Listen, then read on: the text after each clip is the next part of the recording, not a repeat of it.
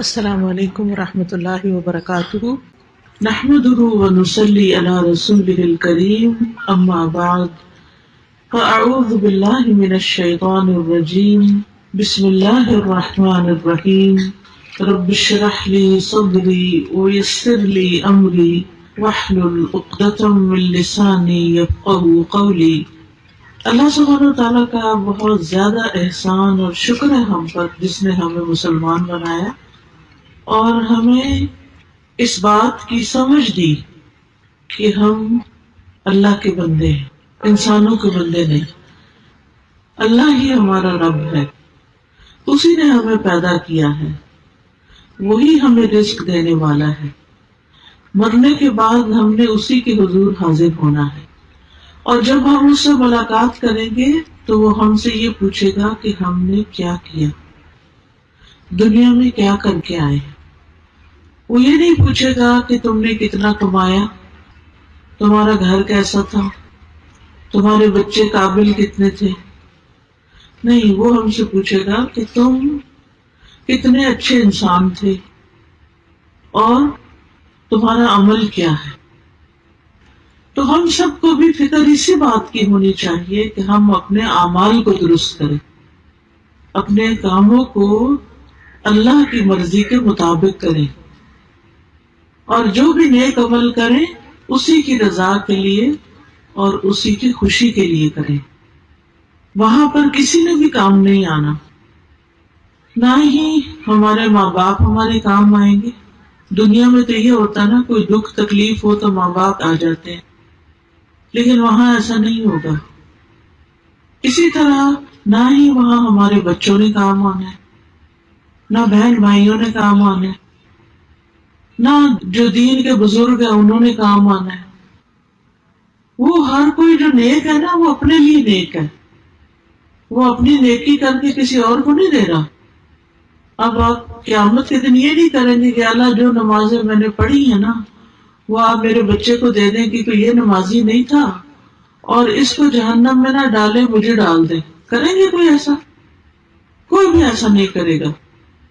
تو کون سا بزرگان دین میں سے ایسا ہوگا کہ جو کہے کہ میری نیکیاں ان لوگوں کو دے دیں اور ان کے گناہ میں لے لیتا ہوں؟ کوئی سودا کرے گا ایسا؟ کوئی بھی نہیں کرے گا۔ اس لیے ہم سب کو اپنے اعمال کی فکر کرنی چاہیے۔ آج میں چند اعمال کا ذکر کروں گی جو دیکھنے میں تو بہت چھوٹے ہیں، آسان ہیں، لیکن ان کا اجر بہت بڑا ہے، اجر بڑا ہے۔ تو اس لیے ان اعمال کی آپ نے پابندی کرنی ہے۔ سب سے پہلی چیز، پاک صاف ہونے کے لیے وضو کرنا، نماز کے لیے وضو۔ ویسے اگر ہو سکے تو دن میں جتنا بھی وضو رکھ سکے۔ جب کوئی بندہ وضو کرتا ہے تو نہ صرف یہ کہ اس کے ہاتھ پاؤں دھل جاتے ہیں، منہ دھل جاتا ہے، وہ صاف ہو جاتا ہے، بلکہ اس کے گناہ بھی دھلتے ہیں۔ عثمان بن عفان رضی اللہ عنہ سے مروی ہے کہ رسول اللہ صلی اللہ علیہ وسلم نے فرمایا، جس نے وضو کیا اور خوب اچھی طرح وضو کیا تو اس کے جسم سے اس کے گناہ نکل جاتے ہیں، حتیٰ کہ ناخنوں کے نیچے سے بھی نکل جاتے ہیں۔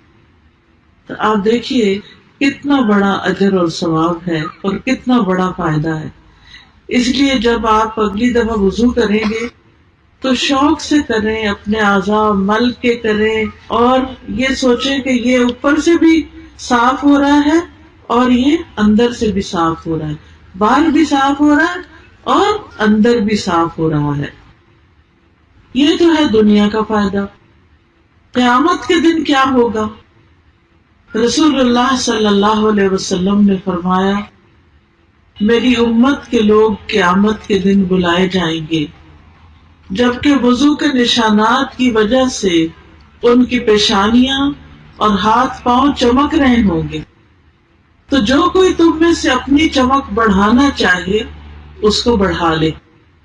یعنی قیامت کے دن محمد صلی اللہ علیہ وسلم کی امت جو ہے، اس کی پہچان ہی اس کا وضو ہوگا۔ وضو کی وجہ سے وہ چمک رہے ہوں گے اور سارے لوگوں کے مقابلے میں الگ ہی ہوں گے. بالکل ایسے ہی نا جیسے آپ جب کسی کی شادی ہوتی ہے تو دلہن جو ہوتی ہے وہ اس کے کپڑوں پہ گوٹا لگا ہوتا ہے چمکنے والے اور اس کو میک اپ کیا ہوتا ہے تو دور سے ہی دیکھ کے پہچان جاتے ہیں اچھا یہ دلہن ہے. وہ یہ تھوڑی کرتا ہے کہ شادی پہ آئے اور اسے کہے کہ اچھا دلہن کون ہے مجھے تو پتہ ہی نہیں.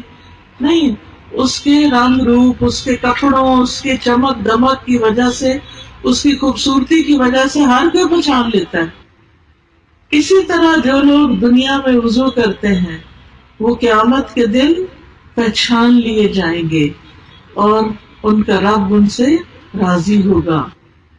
پھر اسی طرح وضو کرنے کے بعد دعا پڑھنی چاہیے، اور وہ جو دعا ہے نبی صلی اللہ علیہ وسلم نے خود سکھا دی ہے، بہت ہی آسان دعا ہے. عقبہ بن عامر سے روایت ہے، وہ کہتے ہیں کہ ہمارے ذمے اونٹ چرانے کا کام تھا. ہم دیہاتی لوگ تھے، اونٹ چراتے تھے. میری باری آئی تو میں شام کے وقت ان کو چرا کر واپس لایا تو میں رسول اللہ صلی اللہ علیہ وسلم کو دیکھ رہا ہوں کہ آپ کھڑے ہو کر لوگوں کو کچھ بتا رہے ہیں. تو میں بھی سننے کے لیے کھڑا ہو گیا. مجھے آپ کی یہ بات سننے کو ملی کہ جو بھی مسلمان وضو کرتا ہے اور اچھی طرح وضو کرتا ہے پھر کھڑے ہو کر اپنے دل اور چہرے کی توجہ کے ساتھ 2 رکعت نماز پڑھتا ہے تو اس کے لیے جنت واجب ہو جاتی ہے. کوئی مشکل کام نہیں، کوئی مشکل نہیں. کہتے ہیں میں نے کہا کیا خوب بات ہے، یہ کتنی اچھی بات ہے جو آپ نے بتائی ہے. تو میرے سامنے ایک کہنے والا کہنے لگا اس سے پہلے والی بات اس سے بھی زیادہ اچھی تھی. میں نے دیکھا کہ وہ کون ہے یہ جو کہہ رہے ہیں، تو وہ عمر رضی اللہ عنہ تھے. انہوں نے کہا میں نے دیکھا ہے تم ابھی آئے ہو، تمہیں نہیں پتا جو پچھلی بات گزر گئی ہے. آپ صلی اللہ علیہ وسلم نے اس سے پہلے فرمایا تھا تم میں سے جو شخص بھی وضو کرے اور اپنے وضو کو پورا کرے یا خوب اچھی طرح وضو کرے، یعنی کوئی یہ نہیں کہ کچھ حصہ خشک رہ جائے اور کچھ ایسے بس جلدی جلدی نہیں، اچھی طرح مل کے دھونا چاہیے. پھر یہ کہے اشہد ان لا الہ الا اللہ وان محمدا عبد اللہ ورسولہ، میں گواہی دیتا ہوں کہ اللہ کے سوا کوئی معبود نہیں اور محمد صلی اللہ علیہ وسلم اس کے بندے اور اس کے رسول ہیں. تو اس کے لیے جنت کے 8 دروازے کھول دیے جاتے ہیں. یعنی آپ سوچئے کہ یہ کوئی مشکل کام ہے، کچھ بھی مشکل نہیں. لیکن کتنے لوگ ہیں جو وضو میں سستی کر کے پھر نماز بھی نہیں پڑھتے. ہائے وضو کرنا پڑے گا، خاص طور پر سردیوں میں. تو ایسا شخص کہ جو اچھے سے وضو کرے اور پھر کیا پڑھے اشہد ان لا الہ الا اللہ وان محمدا عبد اللہ ورسولہ. اسی طرح ایک اور دعا بھی ہے سبحانک اللہم ربنا وبحمدک اشہد ان لا الہ الا اللہ واشہد ان محمد رسول اللہ. تو اصل میں کلمہ شہادت پڑھنا ہے، سیدھی سی بات ہے. کیا پڑھنا ہے؟ کلمہ شہادت پڑھنا ہے. کب پڑھنا ہے؟ وضو کے بعد. تو اس کے لیے جنت کے 8 دروازے کھول دیے جاتے ہیں کہ جس میں سے چاہے وہ داخل ہو جائے. اب وہ اس کی مرضی ہے کہ کس میں سے داخل ہونا پسند کرتا ہے. تو پیاری بہنوں، اصل بات یہ ہے کہ ہم نیت کر لیں، ارادہ کر لیں کہ ہم نے وضو بھی کرنا ہے اور نماز بھی پڑھنی ہے اور اللہ کے ایک ہونے کی گواہی دینی ہے. یعنی وہی ہمارا الہ ہے، وہی ہمارا رب ہے، وہی ہمارا معبود ہے. اسی کی عبادت، اسی کے لیے نماز، اسی کے لیے روزہ، اسی کے لیے قربانی، اسی کے لیے ہمارا صدقہ خیرات، اسی کے لیے ہمارے سب کام. ہم کسی کے ساتھ بھی جو اچھا کرتے ہیں وہ سارے کا سارا اللہ کی خاطر کرتے ہیں، کسی پر احسان نہیں چڑھاتے. پھر اسی طرح یہ ہے ایک اور آسان عمل ہے جو ہم اپنے بچوں کو سکھا سکتے ہیں، وہ ہے اذان دینا. اذان سکھائیں اپنے بچوں کو.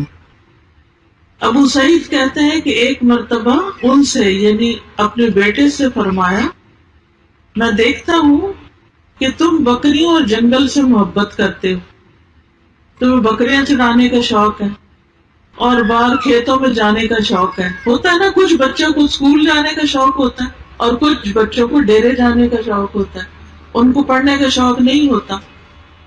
تو کہتے ہیں کہ ٹھیک ہے تم جاؤ وہی کام کرو، اس لیے جب بھی تم اپنی بکریوں یا جنگل میں رہو اور نماز کے لیے اذان دو تو بلند آواز سے دیا کرو، اس لیے کہ مؤذن کی آواز کوئی بھی جن یا انسان یا جو بھی کوئی مخلوق سنے گی وہ اس کے لیے قیامت کے دن گواہی دے گا. یہ بات میں نے رسول اللہ صلی اللہ علیہ وسلم سے سنی تھی. یعنی وہ صحابی اپنے بچے کو بتاتے ہیں کہ تمہیں بکریاں چرانے کا شوق ہے تو جنگل میں تم اکیلے ہوتے ہو، کوئی مسجد تو نہیں ہوتی نا. یعنی جو لوگ اپنے اپنے کھیتوں میں کام کرتے ہیں اور اپنے آس پاس جاتے ہیں، دور چلے جاتے ہیں، تو پھر وہاں کوئی اذان وغیرہ تو نہیں سنائی دیتی، مسجد بھی قریب نہیں ہوتی. تو اگر اذان آتی ہو اور انسان بلند آواز سے اذان دے تو وہ اذان جو ہے وہ اس کے لیے کیا بن جائے گی؟ قیامت کے دن گواہیاں ہوگی اس بندے کی. ہر مخلوق کہے گی اس نے ہمیں اللہ کا نام سنایا تھا. تو اس لیے عورتیں تو نہیں اذان دیتی، نہ ہم نے خود دینی ہے، لیکن ہم اپنے بچوں کو سکھا سکتے ہیں. اگر آپ اسکول ٹیچر ہیں تو اسکول میں بچوں کے درمیان اذان کا مقابلہ کروائیں.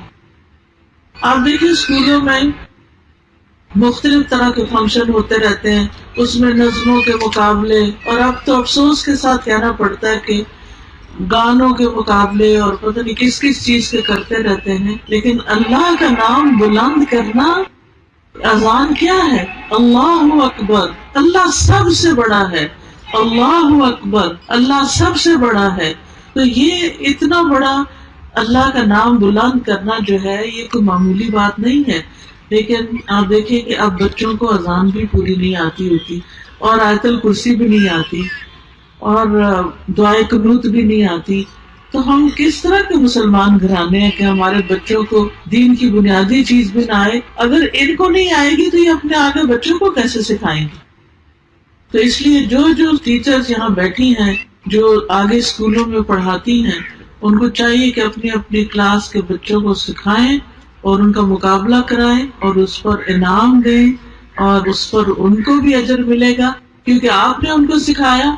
اور اس کے لیے آپ طریقہ یہ کر سکتے ہیں کہ جیسے نیٹ سے یا وہ آڈیو میں جو اچھی اچھی اذانیں ہیں، جیسے سعودی عرب کی اذان ہے یا مدینہ کی اذان ہے یا اور اچھی اذانیں، وہ بچوں کو سنا کے اس کی ٹیون بھی یاد کروائیں.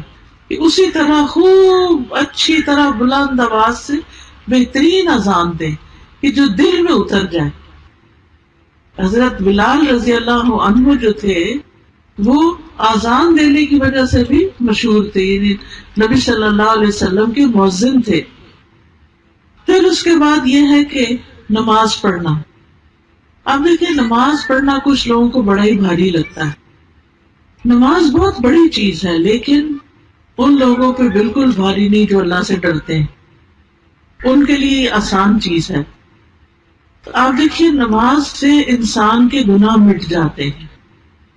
ہم انسان ہیں نا، ہم کمزور ہیں، کبھی ہم سے کوئی غلطی ہو جاتی ہے، کبھی کوئی غلطی ہو جاتی ہے، تو پھر اس کی وجہ سے ہم پریشان رہتے ہیں کہ میرے سے یہ گناہ ہو گیا، میرے سے یہ قصور ہو گیا، پتہ نہیں اللہ تعالیٰ معاف کرے گا یا نہیں. شیطان بھی دل میں وسوسے ڈالتا ہے. تو ایسی صورت میں انسان کو کیا کرنا چاہیے؟ نماز پڑھ لینی چاہیے.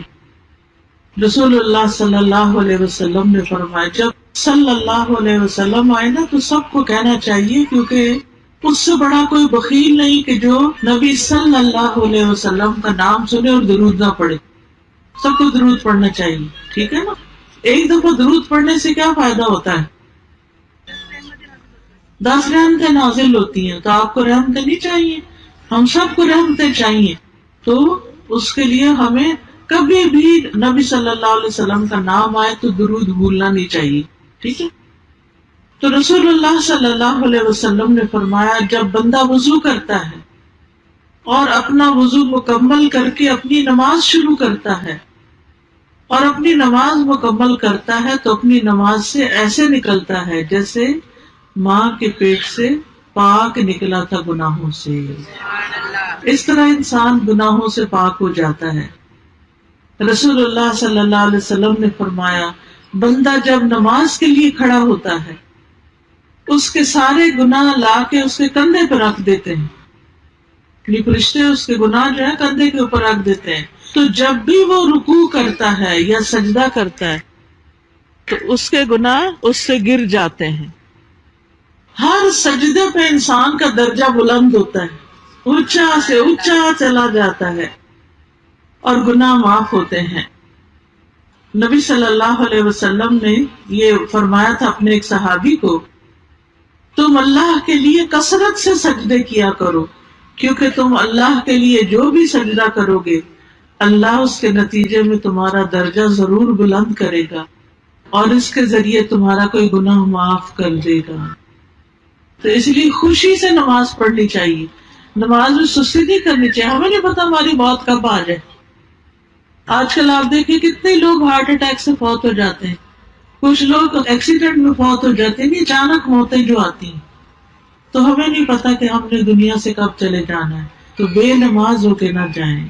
اللہ ہمیں بھی, ہمارے بچوں کو, ہسبینڈ, بہن بھائیوں, رشتہ داروں, اللہ تو سب کو توفیق دے, سب کو نمازی بنا دے, کیونکہ نماز مومن کی آنکھوں کی ٹھنڈک ہوتی ہے.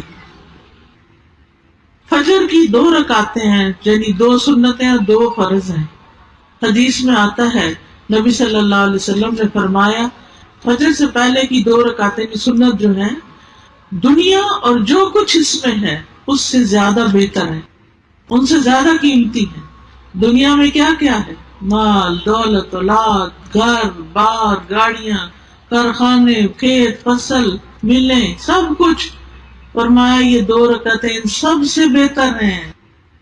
تو آپ سوچئے کہ ہم ان چیزوں کے لیے کتنی بھاگ دوڑ کرتے ہیں کہ یہ مل جائے, وہ مل جائے, اب یہ مسئلہ حل ہو جائے, اب یہ, لیکن 2 رکعت اس سے زیادہ قیمتی ہیں جو کل قیامت کو آپ کو ان کا بدلہ ملنے والا ہے.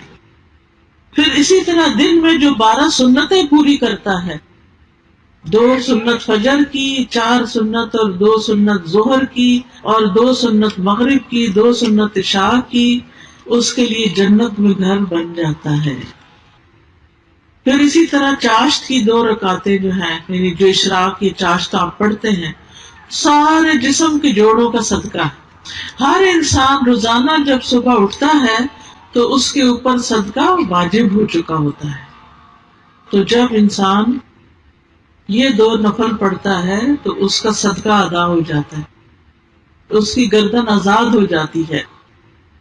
پھر اسی طرح اگر مرد حضرات جماعت سے نماز پڑھیں تو اس پر ان کو 27 گنا زیادہ ثواب ملتا ہے مسجد جانے کا. اور پھر آپ دیکھیں کہ عورت کے لیے گھر میں نماز پڑھنا زیادہ اجر و ثواب کا باعث ہے. اچھا, نماز کے بعد ہم فوراً اٹھنے کی کرتے ہیں, ادھر سلام پھیرا, ادھر فٹافٹ اٹھے, وہ بچے نے کچھ کر دیا, وہ ہنڈیا جل گئی, وہ دروازے پہ کوئی آ گیا, یہ فون کی گھنٹی بج گئی, ہم پھر ذکر نہیں کرتے. تو آپ دیکھیے جب تک انسان نماز کے بعد مصلی پہ بیٹھتا ہے, جائے نماز پہ بیٹھتا ہے, فرشتے اس کے لیے دعا کرتے رہتے ہیں. فرشتوں کی دعائیں ملتی ہیں اس کو. یہ معمولی چیز ہے. آپ لوگوں کی منتیں کرتے ہیں, ہمارے لیے دعا کر دیں, ہمارے لیے یہ مسئلہ ہے ہمارا. آپ لوگوں کو پابند کرتے ہیں ہمارے لیے ہمیشہ دعا کرنا, اتنی دعا کرنا, اتنی دعا کرنا, لیکن کس کو یاد رہتا ہے؟ لوگ اپنی بھی بھول جاتے ہیں, ہمارے لیے کیا یاد رکھیں گے. تو آپ دیکھیے کہ جب کوئی شخص مصلی پہ بیٹھ کے ذکر اذکار کرتا ہے نماز کے بعد تو اس کے لیے فرشتے دعا کرتے ہیں. نبی صلی اللہ علیہ وسلم نے فرمایا جب تک تم اپنے مصلی پر جہاں تم نے نماز پڑھی تھی بیٹھے رہو اور ہوا خارج نہ کرو, یعنی وضو نہ ٹوٹے, تو فرشتے دعا کرتے رہتے ہیں، کہتے ہیں اے اللہ اس کو بخش دے، اے اللہ اس پر رحم فرما۔ تو کتنی بڑی بخشش کی بات ہے، کتنے بڑے اعزاز کی بات ہے۔ پھر اسی طرح جمعے کا دن جو ہے وہ بھی خاص دن ہوتا ہے جس میں جمعہ پڑھا جاتا ہے مردوں کے لیے۔ پھر نماز جنازہ بھی اسی طرح بہت بڑی نیکی کا کام ہے۔ نبی صلی اللہ علیہ وسلم نے فرمایا جو شخص جنازے میں شریک رہا یہاں تک کہ نماز جنازہ ادا کر لی گئی تو اس کے لیے ایک قرات ہے، اور جو جنازے میں شریک رہا یہاں تک کہ میت کو دفن کر دیا گیا اس کے لیے 2 قرات ہیں۔ پوچھا گیا 2 قرات کا کیا مطلب ہے کہ اتنا ثواب ملے گا؟ فرمایا 2 بڑے پہاڑوں کی طرح۔ جو کسی کے جنازے میں جاتا ہے اور پھر یعنی دفن تک شریک رہتا ہے تو اتنا بڑا اجر اس کو ملتا ہے۔ آپ سوچئے کہ ہمارے لیے کتنے بڑے موقع ہیں نیکیاں کمانے کے، لیکن ہم ان سے محروم رہ جاتے ہیں۔ تو اگر آپ اپنے بچوں کو کہیں گے کہ جاؤ تم بچے تم بھی جا کے جنازہ پڑھو، تو وہ دیکھیں ایک تو دل نرم ہوتا ہے، دوسرا میت کے لیے دعا ہوتی ہے، اس کی بخشش ہوتی ہے۔ آج اگر ہم کسی کے لیے دعا کریں گے تو کل کوئی ہمارے لیے بھی کرے گا۔ دیکھیں نا، جو نیکی کرتا ہے کسی کے ساتھ احسان کرتا ہے تو اسی کے لیے پھر خیر کے دروازے کھلتے ہیں نا۔ یہ تو نہیں ہو سکتا کہ آپ کسی کے لیے کچھ بھی نہ کریں اور لوگ ہی سب کچھ آپ کے لیے کریں۔ کوئی بھی تعلق جو ہوتا ہے وہ 2 طرفہ ہوتا ہے، کر بھلا ہو بھلا، آپ بھلا کریں گے تو آپ کے ساتھ بھلا ہوگا۔ پھر اسی طرح ایک اور آسان نیک کام ہے، وہ ہے مسجد بنانا یا مسجد کی طرف جانا۔ ابو ہریرہ رضی اللہ عنہ سے مروی ہے کہ نبی صلی اللہ علیہ وسلم نے فرمایا 7 قسم کے آدمیوں کو اللہ تعالیٰ اس دن اپنے عرش کے سائے میں جگہ عطا کرے گا جس دن اللہ کے سائے کے سوا کوئی سایہ نہ ہوگا۔ ان میں سے ایک وہ آدمی جس کا دل مسجد میں اٹکا رہے، اس کو مسجد سے محبت ہو۔ یہ محبت آپ اپنے بچوں کے، مردوں کے دلوں میں پیدا کریں کہ دیکھیں قیامت کے دن جب سورج سوا نیزے پہ ہوگا، دھوپ ہی دھوپ ہوگی ہر طرف، ایسے لوگ جن کو مسجدوں سے محبت ہے ان کے اوپر سایہ آ جائے گا۔ آپ کہتے ہیں نا، ہم بچوں کو کہتے ہیں نماز پڑھو، وہ جاتے نہیں، مسجد نہیں جاتے، نماز نہیں پڑھتے، کیونکہ انہیں اس کا اجر و ثواب نہیں پتا۔ اگر ثواب پتا ہو اور اس پر ایمان بھی ہو، یقین بھی ہو، تو پھر کوئی وجہ نہیں کہ وہ نیکی کے کام دوڑ دوڑ کے نہ کریں۔ پھر اسی طرح مسجد جاتے ہوئے ہر قدم پہ ایک گناہ معاف ہوتا ہے، ہر قدم پہ نیکی لکھی جاتی ہے، چاہے وہ جائیں چاہے وہ واپس آئیں۔ اسی طرح اگر کوئی مسجد بناتا ہے تو آپ صلی اللہ علیہ وسلم نے فرمایا جو شخص اللہ کی رضا کے لیے مسجد کی تعمیر کرتا ہے اللہ اسی طرح کا ایک گھر اس کے لیے جنت میں بنا دیتا ہے۔ تو جنت کمانے کے لیے مسجدوں کو بنانا، آباد کرنا اور ان کی خوبصورتی اور ان کی صفائی اور ان چیزوں کا انتظام، اور مسجدوں کی اصل آبادی جو ہے وہ ان میں نماز پڑھنے سے ہوتی ہے۔ تو گھر کے مردوں کو مسجد جانے کے لیے انکریج کیا کریں۔ اسی طرح ایک اور عمل ہے اور وہ ہے روزہ رکھنا۔ فرض روزوں کا بھی بڑا ثواب ہے اور نفل روزوں کا بھی بڑا ثواب ہے۔ جس کو ہمت، توفیق ہو، صحت ہو، اسے ضرور اس کا اہتمام کرنا چاہیے۔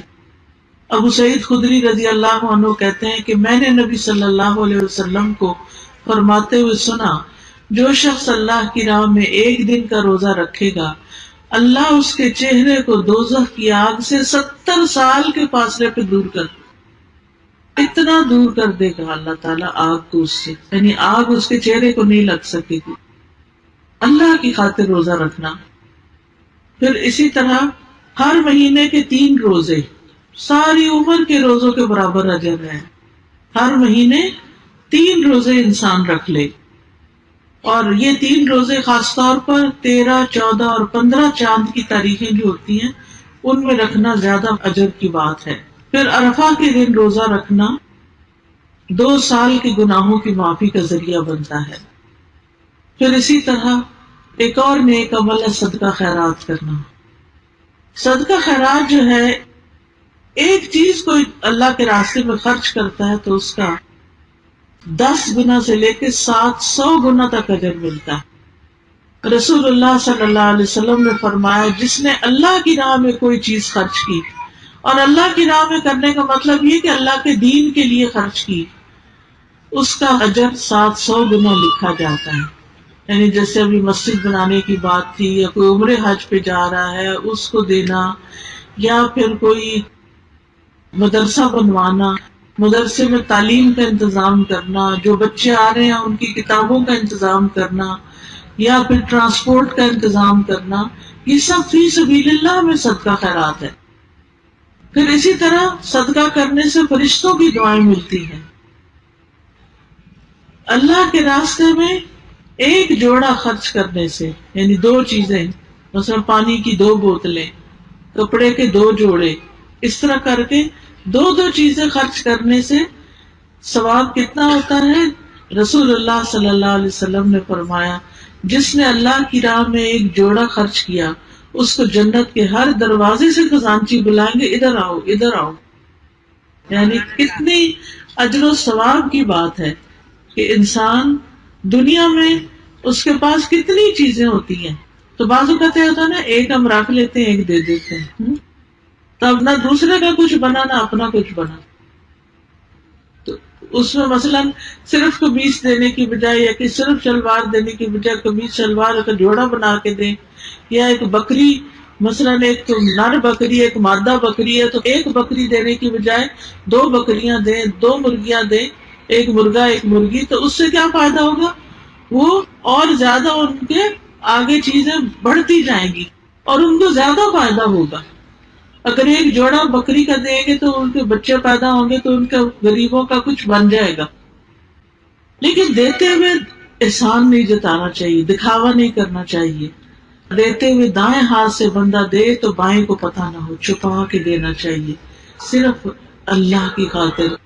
یا اللہ، میں نے تیرے لیے دیا ہے، مجھے کسی انسان سے کچھ نہیں لینا دینا، میں نے صرف تجھ سے اس کا اجر لینا ہے. آپ دیکھیں کہ اللہ کے خزانے کتنے بڑے، پھر جو اجر وہ دے گا وہ کوئی اور دے ہی نہیں سکتا.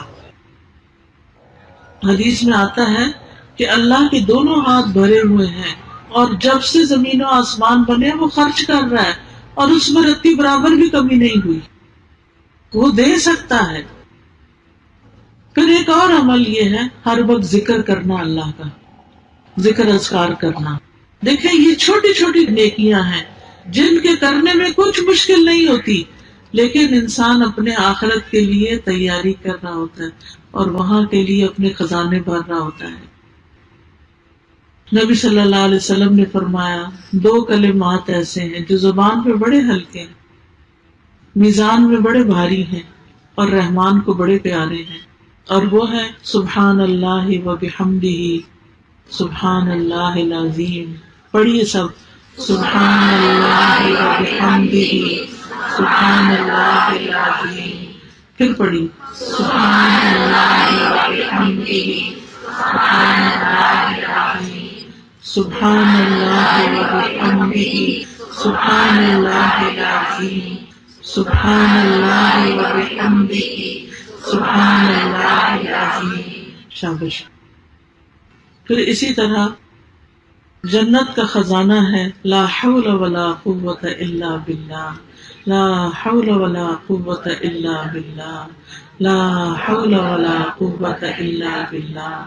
اسی طرح ایک بار سبحان اللہ پڑھنے سے اور الحمدللہ پڑھنے سے زمین اور آسمان نیکیوں سے بھر جاتا ہے.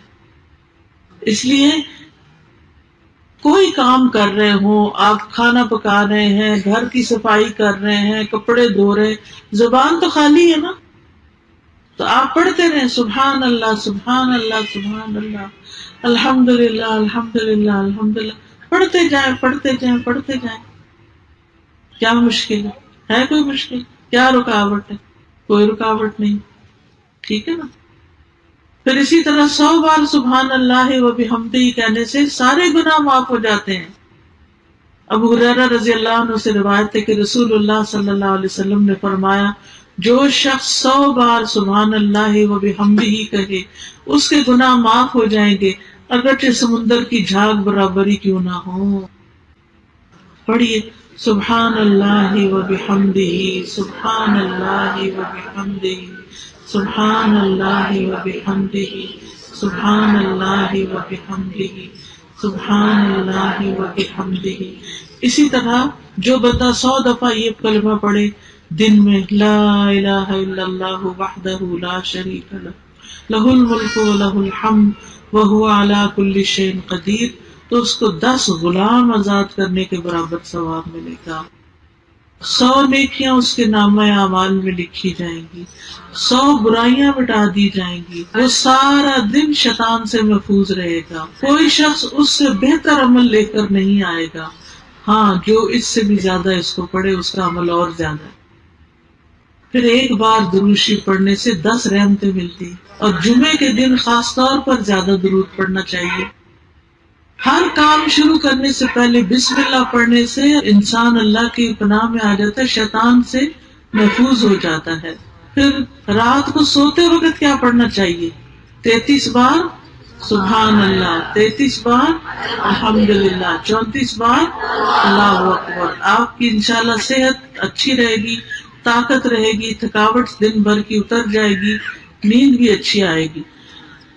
رات کو جب آنکھ کھلے تو اس وقت بھی پڑھے لا الہ الا اللہ وحدہ لا شریک لہ لہ الملک و لہ الحمد وہو علی کل شیء قدیر الحمد للہ وسبحان اللہ ولا الہ الا اللہ واللہ اکبر ولا حول ولا قوۃ الا باللہ.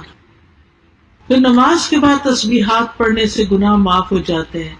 ہر نماز کے بعد آیت الکرسی پڑھنے سے جنت میں داخلہ ملتا ہے. پھر اسی طرح اذان کے بعد دعا کرنے سے دعا قبول ہوتی ہے.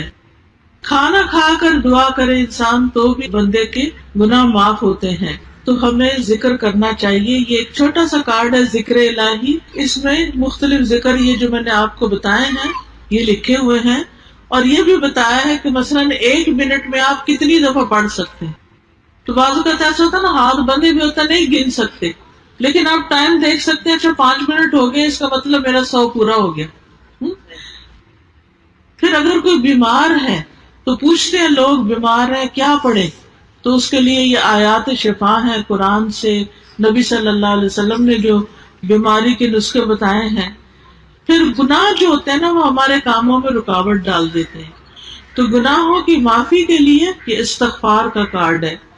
پھر اسی طرح ہمیں کبھی خوف آتا ہے, پریشانیاں رہتی ہیں, پتہ نہیں ہمارا کیا بنے گا, پتہ نہیں یہ کام ہوگا نہیں ہوگا, تو یہ رات بھر حفاظت کے لیے دشمنوں وغیرہ سے, ہر قسم کے شر سے بچنے کے لیے, دشمن کے شر سے بچنے کے لیے یہ کارڈ ہے حفاظت کی دعاؤں کا.